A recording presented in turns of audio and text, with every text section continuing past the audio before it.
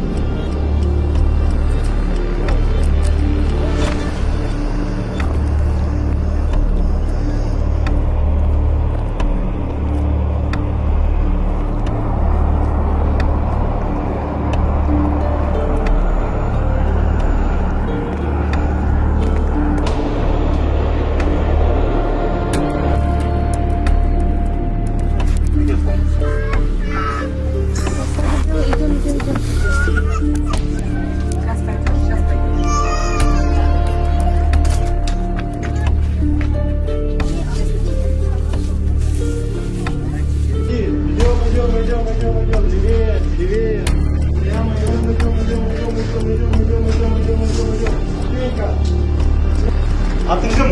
Қамшыбен Талғар. Ұлан бұның жылым.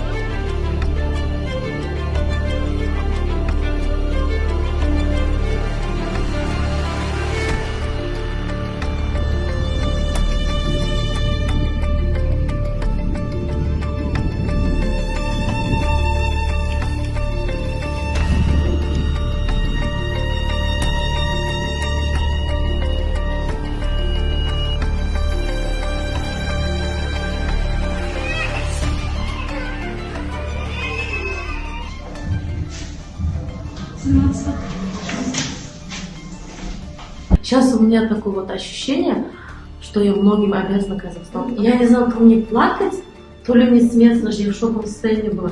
Катхуандом, да, и я была в таком вообще, как будто я предала свою страну. Что моя страна меня не оставила, вернула меня там, что, все-таки мы же предали же, как бы уехали туда, в чужую страну. То, что я вернулась наконец-то к тому, что... Потому что меня же могли бы гражданство еще не так зарубиться. Сон, корни так кішкене успокоилась, и меня как юбилизм, то, что я столько лет потеряла и не могла для своего ничего себе. Привет, как дела? Ты помнишь меня? Мы вчера вместе прилетели. Сейчас где, знаешь ты? Казахстан. Все, домой приехали, все хорошо будет, не переживайте.